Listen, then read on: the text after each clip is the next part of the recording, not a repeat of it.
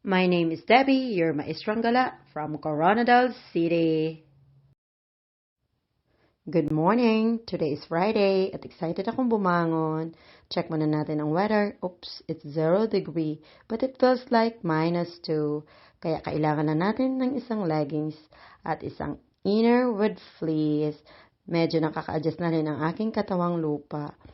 Naligo pala ako ngayon after 2 days. Yehey! Sekreto yun ng mga bibo. Charot. Aura-aura muna tayo ng kaunti. Baka merong magbago. Charlangs. Ready, set, go! Mag-prepare na ako ng aking baon for lunch at ng aking breakfast. Siyempre, hindi mawawala ang aking kopi ko na tig-8. Nagbabaon din pala ako ng coffee. Dinadala ko yan sa school for lunch. Papakita ko rin sa inyo ang aking paboritong tinapay na cinnamon raisins bread. Pero ngayon lang yung week na paborito ko siya dahil nag-sale. Nagbaon din pala ako ng avocado kasi nag-sale. Another sale. Tipid tips number 1. Bumili lagi ng sale. Ayan na yung aking breakfast. Pang-5 araw ko na pala yung ulam. Escabeche na tilapia dahil nag-sale. $5 pala yan. 3 piraso.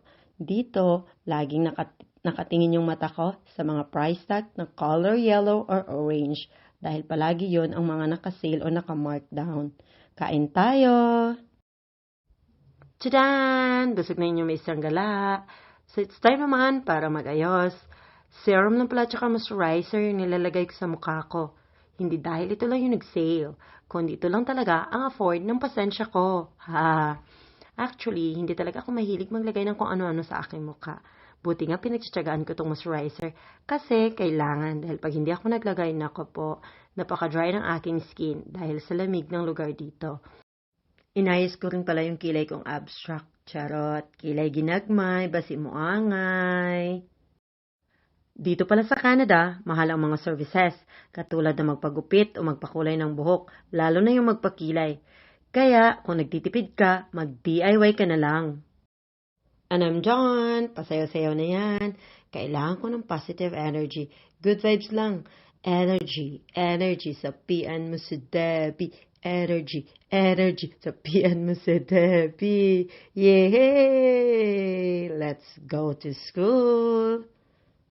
And of course, wag nating kalimutan ang ating baon. Tubig, check. May coffee na sale, check. May tinapay na sale, check.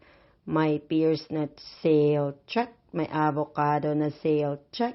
Wallet na walang laman ang aking hand cream dahil laging nagsusugat ang aking kamay.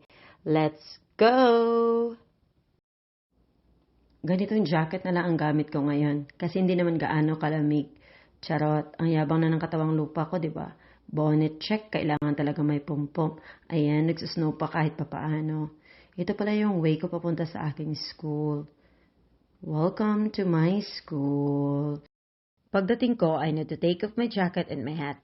Yung buong building pala namin ay naka-maintain sa 20 degrees Celsius na temperature. Isa kasi ito sa mga requirements ng ministry na dapat sundin. Nag-print pala ako ng activity sheets para sa aking mga non-sleepers. May 8 lang pala akong mga estudyante. Tadaan! Welcome to my classroom. Ito na pala yung pinrint ko, kinuha ko na.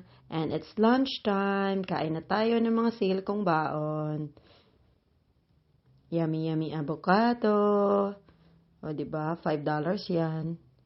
Let's go home. Tapos na yung isang araw. Excited na umuwi at kumain. Matulog. Home, sweet home.